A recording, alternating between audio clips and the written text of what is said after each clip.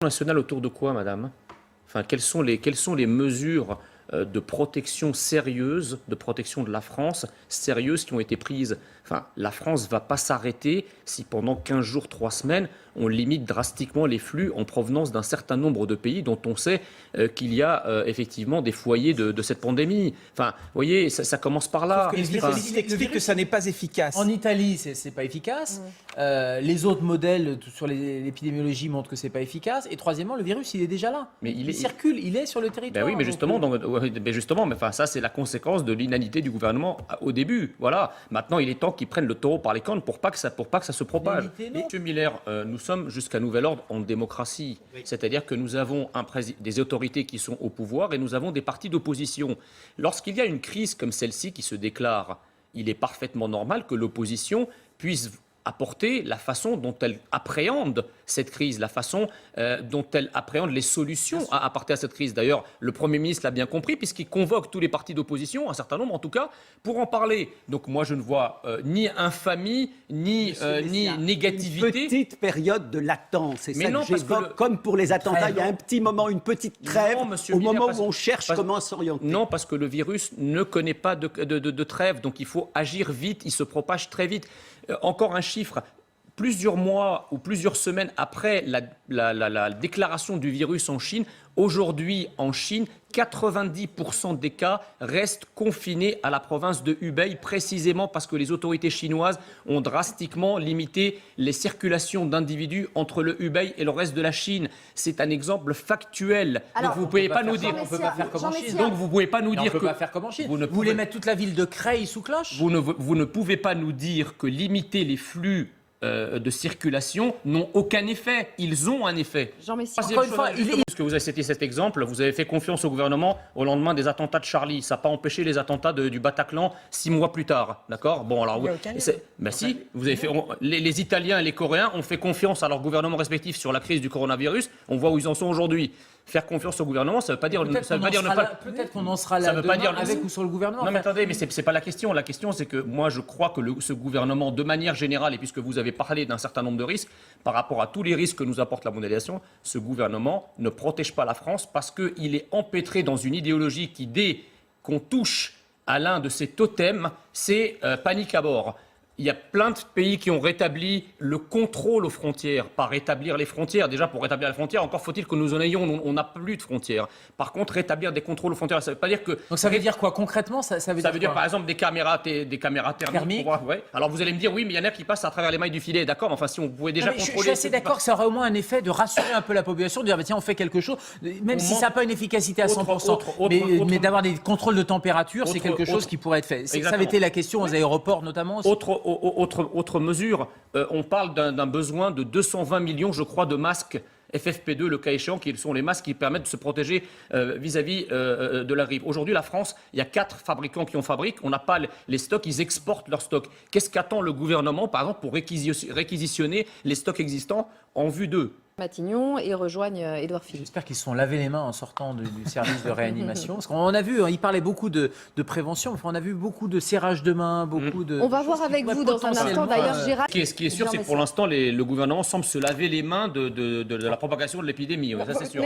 Monsieur Miller, parce que la problématique, c'est qu'en réalité, ce système politique, il est dans des réflexes religieux. C'est-à-dire que lorsqu'il y a des risques qui viennent avérés, qui viennent de l'extérieur, qui nous sont soumis par la mondialisation, comme le risque sécuritaire ou le risque sanitaire, si vous parlez de frontières, c'est branle-bas de combat, les gens deviennent fous, comme si on évoquait quelque chose de l'ordre de l'eschatologique. Or, la frontière... la frontière est quelque chose de consubstantiel à la nature d'un État et d'une nation. Il ne s'agit pas de vivre en autarcie, mais lorsque, d'ailleurs, si ce n'était pas le cas, pourquoi Schengen prévoit, même le traité de Schengen prévoit qu'en cas de risque avéré, on puisse rétablir les frontières? C'est bien que, quelque part, même l'Union européenne, si sans frontiériste soit-elle... Jean Messia, gouverner, c'est aussi savoir garder la tête froide et la tête haute dans ce genre de situation. Et Emmanuel Macron a fait preuve, justement, de pédagogie. Là, on parlait de calinothérapie, mais c'est de la pédagogie, il est resté calme. Si on compare, par exemple, à Donald Trump, qui hier donnait ses conseils aux Américains concernant le coronavirus en disant « si quelqu'un tousse ou quelqu'un quelqu'un éternue, il faut fuir. Moi, depuis tout à l'heure, j'aurais fait le plateau. Vous passez votre temps à ponctuer chacune de vos phrases par une toux. Oui, mais moi, comme je vous le disais tout à l'heure, cette toux est nationale. Donc, vous voyez, ça a du bon. C'est pas une toux mondialisée. Non, je ne reviens pas de Chine. Je ne reviens pas de Chine. Je ne reviens pas de Chine et je ne reviens pas d'Italie. Elle est française. Elle est française. Non, mais Monia a raison. L'objectif, vous êtes rassuré par le national. C'est pas de faire. Gouverner, c'est prévoir, monsieur. Donc il faut déjà préparer pour se mettre en mesure de le combattre. Troisième chose, le livre blanc de la défense et de la sécurité nationale de 2008 a institué une structure qui s'appelle le Centre interministériel des crises. Un tel centre est activable pour ce genre de crise. Le gouvernement, jusqu'à présent, ne l'a pas fait. Il l'a fait, tenez-vous bien, au moment de la crise des Gilets jaunes. Exactement le genre de crise pour lequel ce centre n'était pas du tout prévu. Voyez. Donc, il est plus prompt à réagir, je dirais, au mal-être du peuple français qu'à combattre un virus qui peut potentiellement être... Parce que la marge aussi, c'est-à-dire si la situation évolue, il va falloir dimensionner différemment. Et c'est à ce moment-là que probablement un centre interministériel sera quand vous avez en Italie, quand vous avez l'Italie qui passe de 80 cas à 400 cas en l'espace de 15 jours... Ils ont testé tout le monde. Vous ne pouvez pas dire que l'épidémie est sous contrôle, elle est exponentielle. Ils ont empêché les avions d'atterrir. Et ça n'a pas marché. C'est un exemple de fermeture de frontières. Ça n'a pas marché. Un certain contrôle, ça n'a pas fonctionné. Non, ça n'a pas marché parce que c'était pas cohérent. En France aussi, Air France a empêché, enfin en tout cas a interdit ses vols en provenance de Chine. Sauf que Air China débarque tous les jours des centaines de passagers sans aucun contrôle en France. Mais monsieur on recommande aux Français de ne pas se rendre dans les zones infectées, mais on n'a pas interdit aux 3000 tifosi italiens en provenance potentiellement de zones infectées de venir en France. Là où vous avez raison, si je vous donne raison, c'est qu'effectivement, cette crise, elle est révélateur de la société dans laquelle nous vivons. Révélatrice, pardon. Elle est révélatrice du monde, d'ailleurs pas seulement de la France, du monde de l'interpénétration, du fait qu'on est à ce point dépendant de la Chine. Donc vous avez raison sur ce point-là. Mais ma question, c'était pas celle-là. Ma question, c'est qu'au moment où la crise se déchaîne, c'est pas le moment de faire de la polémique. Je dis pas que... Soit c'est trop tard, soit c'est trop tôt. Soit c'est trop tard, soit c'est trop tôt. Des raisons sur ce plan, ça révèle 1000 choses. Et j'espère qu'on en tiendra compte, notamment sur la réindustrialisation, la nécessité pour les médicaments de pas dépendants. Tout ça, vous avez raison. Mais au moment où il y a la crise, c'est ça l'Union nationale. L'Union nationale, c'est pas se taire sur ces divergences, c'est se taire provisoirement sur ces divergences. Je pense, monsieur Miller, que vous, avec d'autres, il y a une confusion entre deux choses. Il y a une confusion entre l'infrastructure et la superstructure. Je m'explique. Il y a l'administration hospitalière, le corps médical, dont on peut penser qu'effectivement, on a une certaine excellence, une certaine capacité à gérer effectivement ce genre de risque s'il venait à s'avérer de manière massive. Mais il y a de l'autre côté la superstructure, c'est-à-dire la politique. Le problème, c'est qu'en France, on a l'habitude, enfin en tout cas les élites dirigeantes, les dirigeants du pays, ont l'habitude de se défausser sur l'excellence de la structure administrative pour dire finalement on n'a pas besoin de faire de stratégie. Et évidemment, il y a des exemples historiques majeurs pour ça. La drôle de guerre, c'était ça. C'était nous avons la meilleure armée du monde, donc du coup, c'est pas la peine d'avoir de stratégie puisque l'armée nous protégera. Là, c'est exactement le même discours. On n'a pas besoin d'avoir de politique de protection de la France parce que de toute façon, notre administration hospitalière, nos médecins, notre corps médical est excellent. Donc si vous voulez, le problème, il est là. Il est que le politique ne peut pas se défausser sur l'excellence de la structure hospitalo-administrative pour dire finalement, nous, on n'a rien à faire. Quand ça arrivera, les hôpitaux seront là pour gérer. Mais moi, homme politique, c'est quoi mon rôle ?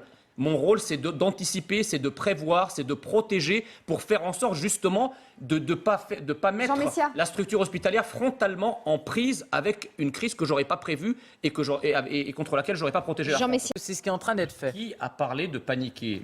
Au contraire, un peu sur ça quand même. Non, pas du tout. Enfin, écoutez, quand vous dites que nous jouons sur la peur ou que nous surfons sur la peur, parce que ça, c'est les deux grands totems qu'on nous sort à chaque fois. La peur, c'est comme une vague. Si vous surfez sur la vague, c'est le meilleur moyen pour qu'elle ne vous inonde pas, voyez. Donc moi, je préfère prendre la vague de la peur, essayer de la dominer, essayer de la diminuer, essayer de la contrôler, plutôt que de me faire submerger par la vague, ce qui est le cas du gouvernement. Voyez. Si on parle concrètement, les mesures que vous proposez, par exemple, de fermer effectivement les frontières des pays où... Pas de fermer les frontières. En tout cas, de rétablir des contrôles des endroits où potentiellement le virus est là. Ça veut dire déjà un impact économique lourd. Et pour rebondir sur ce que disait Gérald, qu'est-ce qu'on fait sur tous les cas ? Parce qu'on sait aujourd'hui que le virus, et le professeur l'a dit tout à l'heure, le virus, il est là en France, il circule. Qu'est-ce qu'on fait ? Écoutez, une communauté nationale, c'est comme une communauté familiale. D'accord ? Si vous avez dans votre famille un enfant à protéger ou une famille à protéger, vous ne l'envoyez pas à un anniversaire dont vous savez que les gens, par exemple, peuvent être contaminés. Vous n'invitez pas chez vous des gens dont vous savez qu'ils sont contaminés. C'est du bon sens.